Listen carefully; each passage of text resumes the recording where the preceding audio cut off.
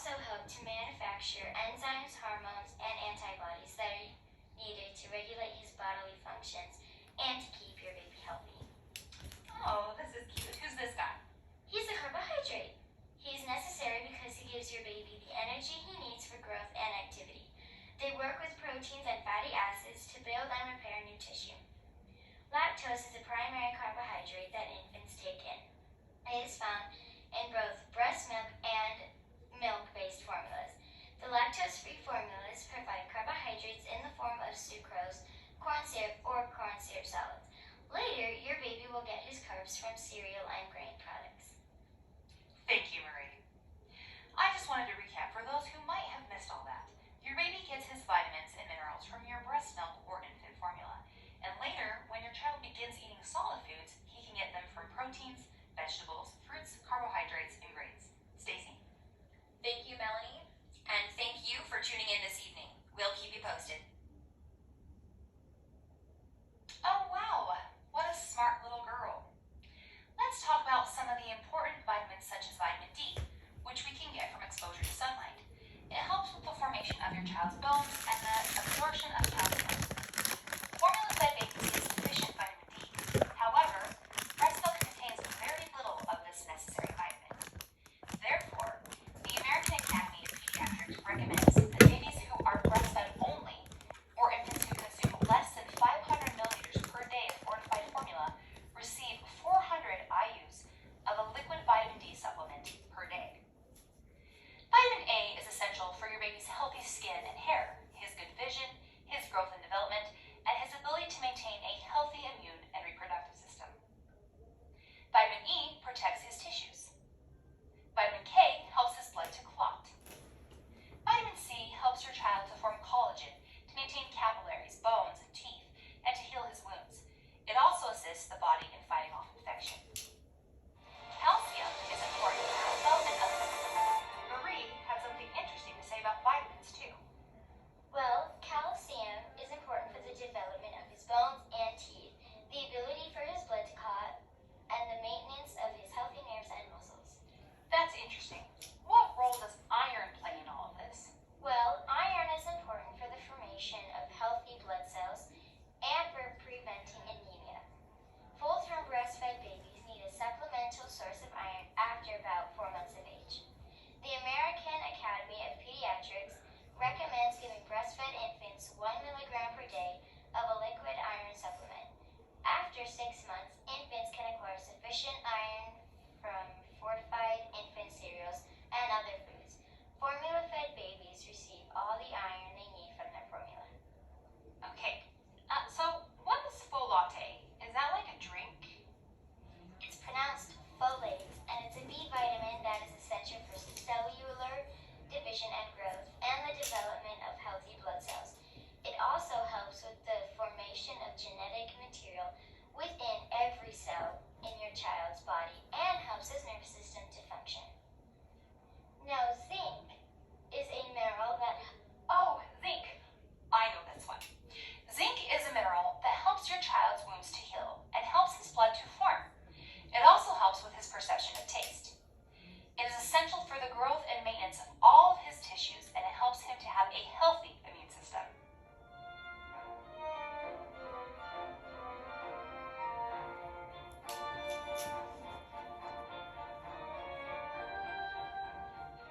That is a really good question. What do you say we get some input from a doctor? Your baby gets his or her nutrients from breast milk or formula or solid foods. For the first 6 months, the American Academy of Pediatrics recommends breastfeeding exclusively, or if you can't breastfeed, then formula feeding. They recommend no solid food introduction before 6 months of age. It's amazing how our body can extract all the nutrients it needs from the foods we eat. This is why your diet is so important. There are 3 ways that your baby can get the nutrients he needs. Breast milk is the healthiest food you can give your baby. It contains everything he needs, with the exception of vitamin D and iron. It also helps to build his immune system by passing your antibodies to him to keep him healthy. Breast milk draws the nutrients from the food foods you eat and from your body's own stores. Formula comes fortified with all the essential nutrients in the right proportions for your baby. Preparing formula correctly and establishing good feeding patterns will ensure that he gets all the nutrients he needs. Solid foods fed in a balanced, nutritious diet when he's ready will keep your baby healthy and help him to thrive. Let's go back and talk about giving your baby nutrients through breast milk.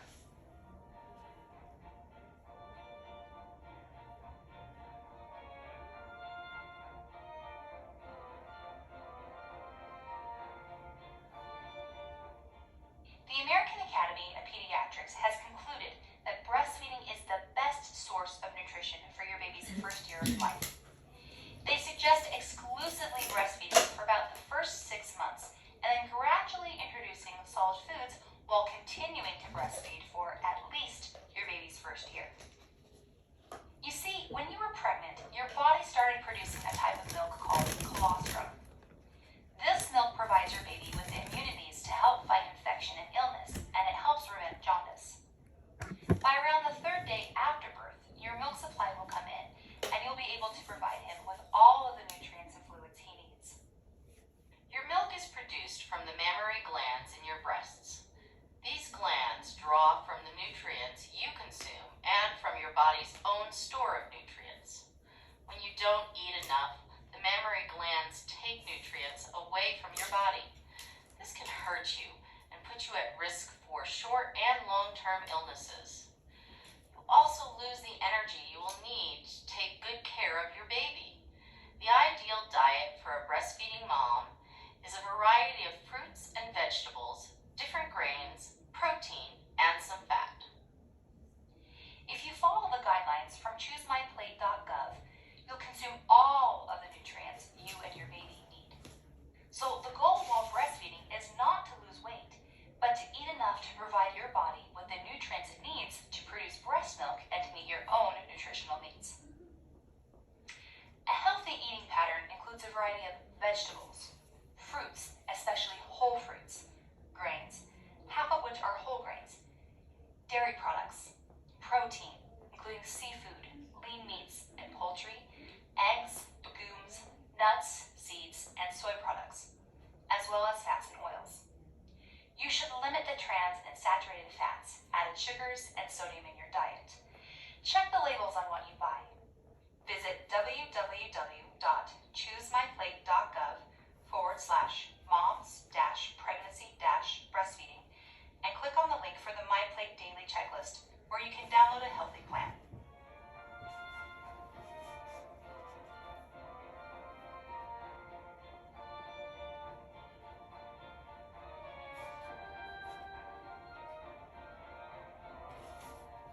Formula has come a long way from when it was first introduced back in 1867. Back then, formula consisted of a liquid containing wheat and malt flour mixed with cow's milk and cooked with bicarbonate of potash. Thank goodness, it has developed into a much better tasting and more nutritious food for your baby. Much research and development has led to formula that today contains all of the basic nutrients your baby needs. Formula is a complex science. Therefore, the American Academy of Pediatrics strongly recommends against using homemade baby formulas. They can be dangerously deficient in vitamins and other important nutrients. Besides, the U.S. Food and Drug Administration oversees the manufacture of infant formulas to ensure that they are safe and that they support healthy growth in the infants who consume them. Your medical provider can help you choose the formula best suited for your baby. You may already be bottle feeding, but did you know the formula comes in a ready-to-feed liquid, concentrated liquid, and powder? And that the most economical choice is powdered formula, which you add to pre-measured water. Perhaps we should let the doctor tell us this part. Prepare powdered and liquid concentrate formulas exactly according to the instructions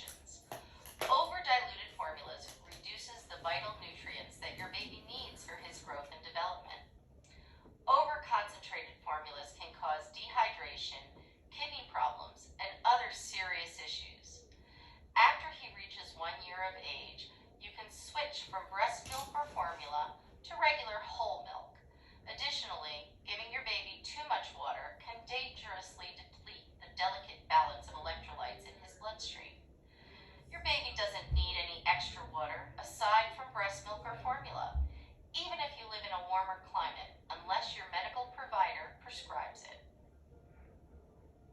Oh, thank you. You're welcome.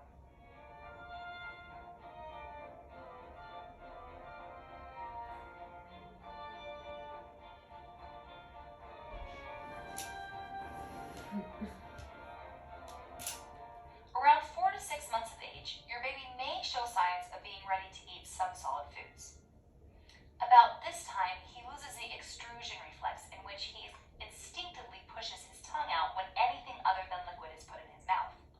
When you first introduce solids to your baby, it's going to be an experience. It's a learning curve for both of you. He or she has never eaten solids before and may have difficulty with the mouth mechanisms.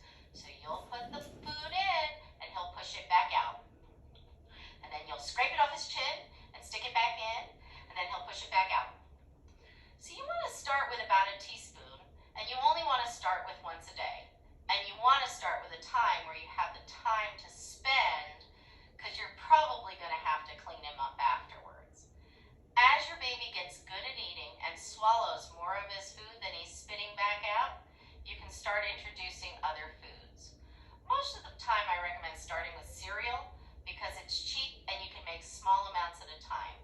If you're using baby food jars, once you've opened that jar, it's very difficult to continue to save it for additional feedings, and you may just be wasting it. So start with the cereals until he's good at eating, and then you can start introducing other foods. One new food at a time every couple of days, and then you also want to increase meals up to 3 meals a day, about the same time you're eating breakfast, lunch, and dinner. When you notice that he can hold his head up high, can sit up on his own, and begins to show interest in food, then he's likely ready. He should be ready for solids by 6 months of age or after he doubles his birth weight. Just an FYI. But waiting until he's ready will make the transition much easier than starting it too soon. Remember, your baby is an individual, and he will have his own opinions on what tastes good and what doesn't. Start off with a fortified rice cereal.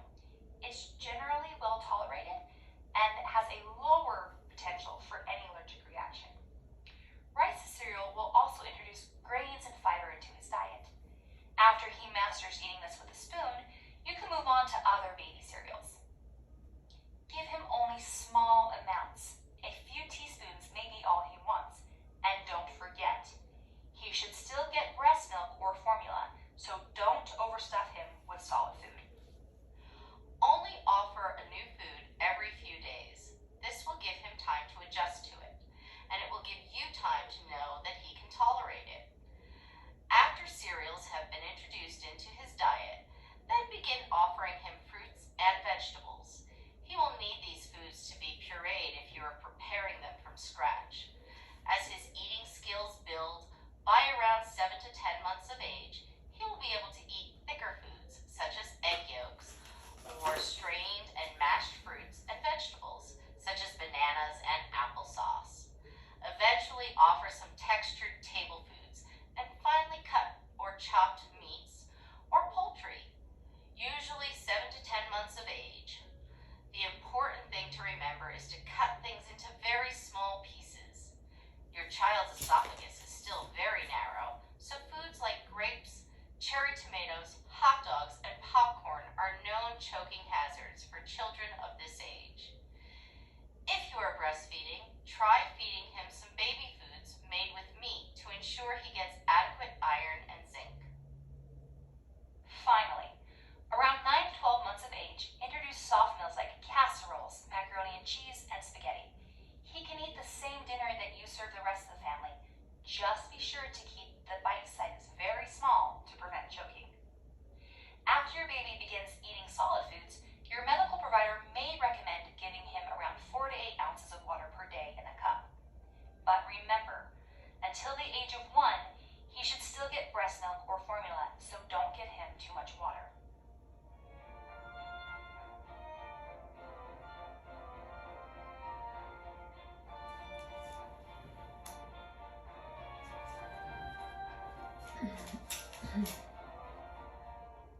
Great question.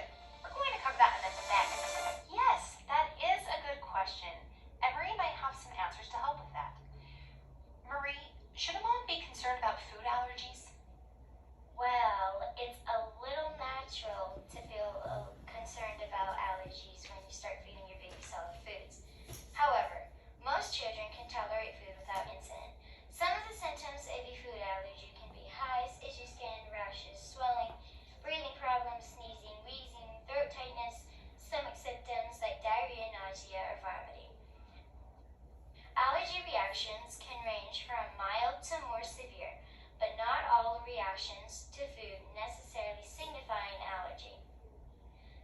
always check with your medical provider. You're like really smart, aren't you? True allergies are caused by the immune system reacting against harmless proteins found in foods. Sensitivities may be caused by dyes, additives, or preservatives that are hard to digest. What are some of the typical foods that cause allergies? The foods that more typically cause allergic reactions include cow's milk, eggs, peanuts, soy, wheat, nuts, fish, and shellfish. Will our babies outgrow these allergies? Perhaps. Thankfully, many allergies are outgrown during early childhood. However, peanuts, nuts, and seafood can be far more persistent allergens than other foods. And what should I do if I think my child is having an allergic reaction to something I fed him? If you suspect that your child has had an allergic reaction, then take him to see your medical provider as soon as possible. Keep notes on his symptoms and which foods you suspect caused them. Mild allergic reactions can be treated with an age-appropriate antihistamine. So, ask your medical provider for the brand and dosage he recommends for your child. However, you should always seek emergency care if the allergic reaction is more severe. Introducing only one new food every couple of days will help you spot which food caused the problem. Wow, I'm just astounded that you put all this together. You deserve first place. Thank you. You're welcome. I think we're done here. Stacy? Thank you, Melanie. Before we end our broadcast today, we wanted to leave you with these final thoughts. In order to grow and thrive, it is important that your baby's diet contains all of the vital nutrients, because when it comes to infant nutrition, your careful planning of his diet and yours will ensure that your baby gets all he needs. Understanding what goes into a nutrient-rich diet will help your entire family stay healthy and provide them with all the energy they need to live life to its fullest. Remember, it is everyone's responsibility to model healthy eating, which will help your children to grow up into healthy adults.